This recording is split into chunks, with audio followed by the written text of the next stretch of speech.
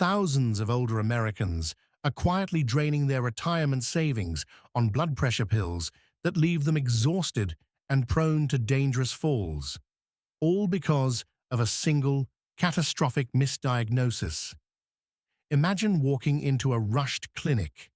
A nurse wraps a cuff around your arm and declares a shocking 150/75. In that anxious second, you're labeled with a lifelong disease. But what if your actual pressure was a healthy 112/73? You are poisoning your body simply because of a silent, mechanical error. At 60, your arteries aren't flexible rubber hoses anymore. They are rigid copper pipes, sensitive to every slight change in posture or stress. A tiny measurement mistake creates an artificial spike, leading you straight into a medical trap.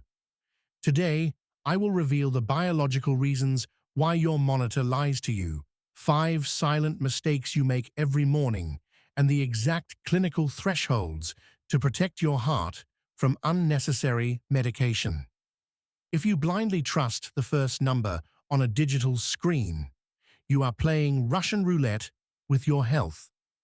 Have you ever taken your pill only to feel incredibly weak an hour later? Tell me your symptoms in the comments below. Let's find out if your cure is the real problem. Now let's go deep inside your arteries and uncover the truth. To understand why your machine is giving you fake numbers, you must first comprehend the complex biological architecture of human blood pressure. Every single time your heart muscle contracts, an event that happens over 100,000 times a day, it pushes a heavy, rhythmic wave of oxygenated blood out into your massive network of arteries. The raw physical force of this blood crashing against the inner endothelial walls of your vessels is what we call your systolic pressure, represented by the higher number on your digital monitor. When the heart pauses for a fraction of a second to refill with blood between beats, the residual pressure keeping the vessels open and preventing them from collapsing is your diastolic pressure, the lower number. You must think of your heart as the central high-pressure water pump of a major American city, and your arteries as the aging underground pipes delivering life-sustaining water to every neighborhood. If you suddenly pinch, restrict, or narrow those underground pipes, the back pressure hitting the main pump becomes violent and destructive. This brings us directly to the first biological phenomenon that sabotages your readings, which we call in clinical medicine the white coat hypertension syndrome, or simply the Dr. Fear spike. When you sit in a cold, sterile clinic waiting room, worrying about what the doctor might find, your brain's amygdala, the ancient center of fear, triggers a survival mechanism. Your adrenal glands instantly flood your bloodstream with high doses of cortisol and adrenaline. These powerful stress hormones act like microscopic chemical clamps on your arteries, violently constricting your blood vessels. Your heart is suddenly forced to pump significantly harder to push blood through these narrowed pipes.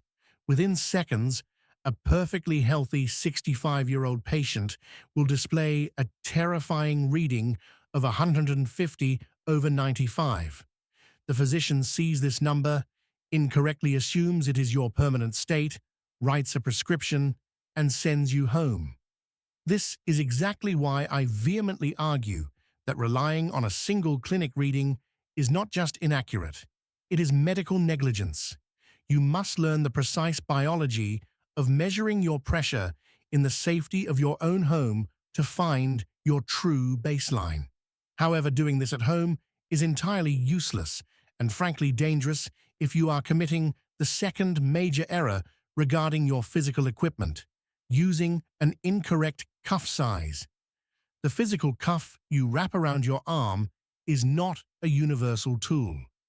As we age, our bodies undergo significant physiological changes. Many older Americans suffer from sarcopenia, a progressive loss of muscle mass, leaving their upper arms much thinner while others may carry extra adipose tissue. The inflatable bladder hidden inside the fabric of your blood pressure cuff must cover exactly 50 to 70% of the circumference of your upper arm. If you have a larger arm and you use a standard cuff that only covers 30%, the machine is forced to aggressively overinflate just to compress the underlying artery. This extreme mechanical force artificially drives your reading through the roof. Conversely, if your arm is very thin and the cuff wraps around 90% of your arm, overlapping itself twice, the machine cannot read the pressure pulses accurately, giving you a dangerously low, false sense of security. Furthermore, the placement of this cuff is an exact science. You must place the bottom edge of the cuff precisely 2 finger widths above the crease of your inner elbow, ensuring you can still bend your arm without pinching the skin. The rubber air tube must run straight down the inside of your arm, aligning perfectly with your brachial artery. Let me deliver a very firm, undeniable clinical truth. Right now, you must immediately throw away your wrist blood pressure monitors. When you measure at the upper arm, the cuff compresses the artery against a thick, soft cushion of bicep and tricep muscle, allowing for a clean, accurate oscillation reading. But down in your wrist, your radial artery is sandwiched tightly between 2 solid bones. Attempting to compress an artery against hard bone creates massive mechanical distortion. The machine has to fight the skeletal structure of your arm, rendering wrist monitors highly unreliable for diagnosing a lifelong disease. Always demand a validated upper arm monitor. Once you have secured the correct equipment, we must urgently address the structural foundation of your body during the test. The third physiological mistake involves your skeletal posture and muscular tension. I constantly see patients sitting on the edge of a soft bed, crossing their legs, holding their arm up in the empty air, and tightly clenching their fist because the inflating cuff hurts their fragile, aging skin. When you do this, you are actively destroying your own vascular data. Crossing your legs acts like a tourniquet on the large veins of your lower body.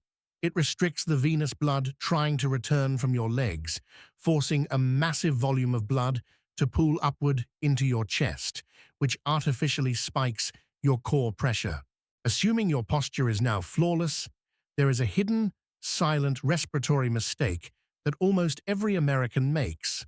The fourth critical mistake is the failure to respect the physiological protocol of absolute silence.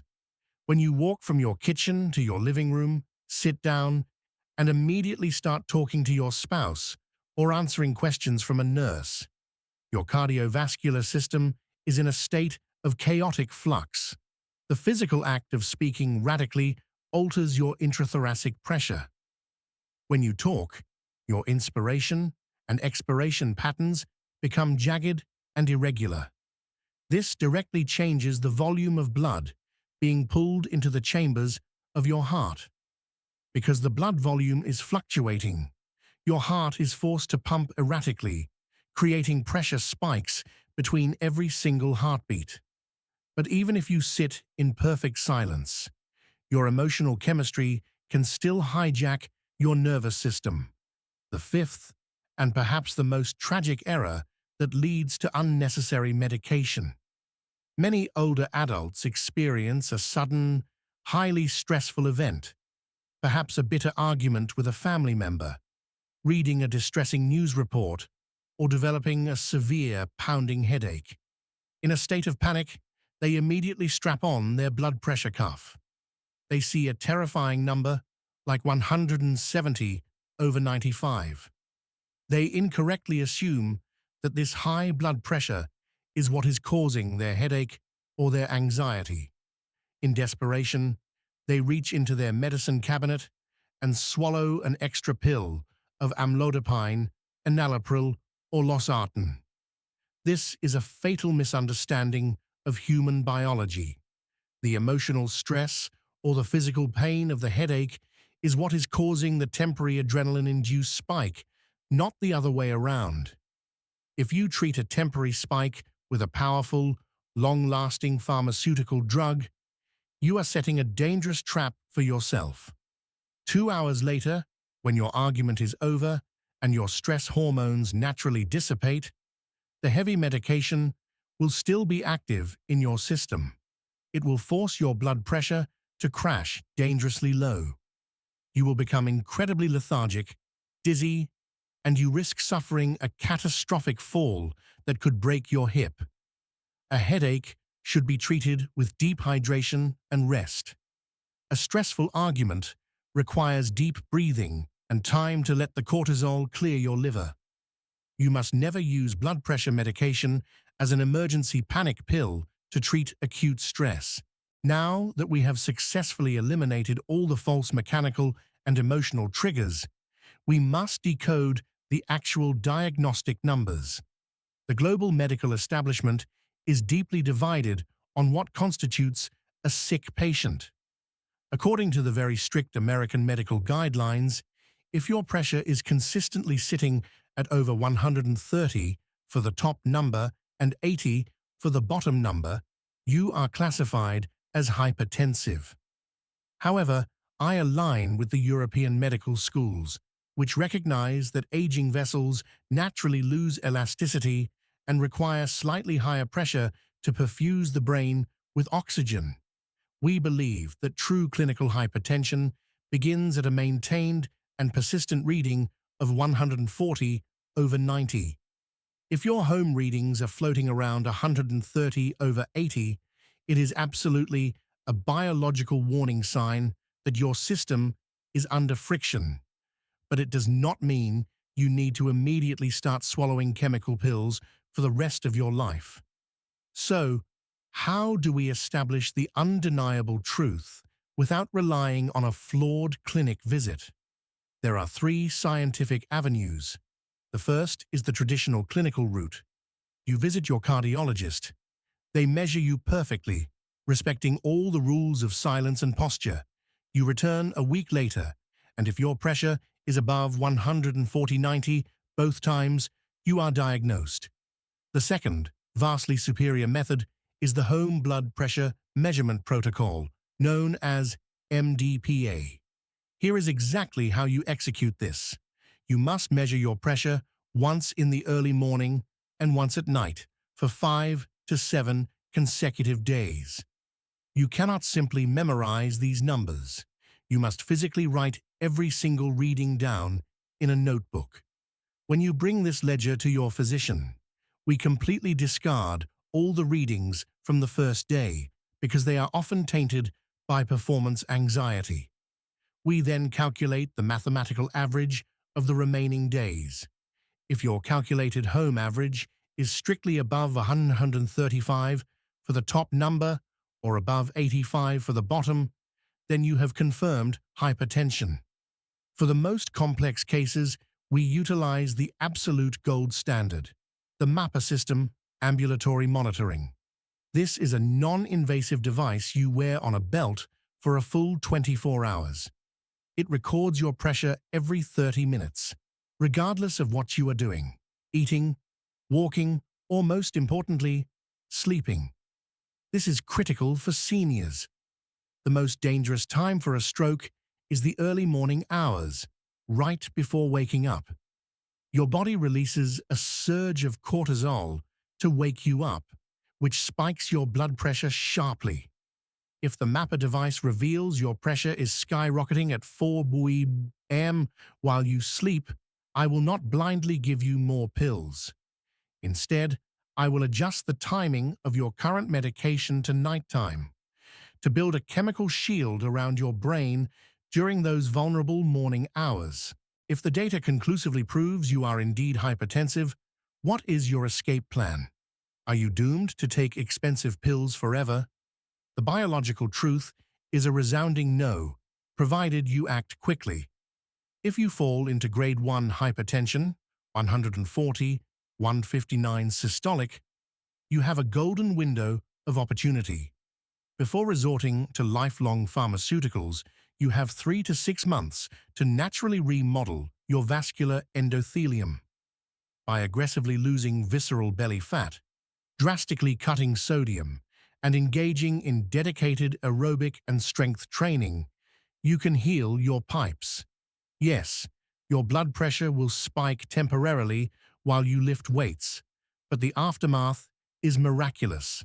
Your heart muscle adapts, becomes stronger, and subsequently operates at a beautifully lowered resting pressure. If this deep dive has brought you clarity, please take 1 second to like this video so the algorithm pushes this to other seniors who are currently terrified by false readings. Share this with your friends who complain about their morning pills. Subscribe right now so you never miss the evidence-based truths that extend your lifespan. Finally, go to the comments and post your morning blood pressure reading. My team and I will be looking through your diaries to offer guidance. Stay calm, stay disciplined in your routine, and I will see you in our next consultation.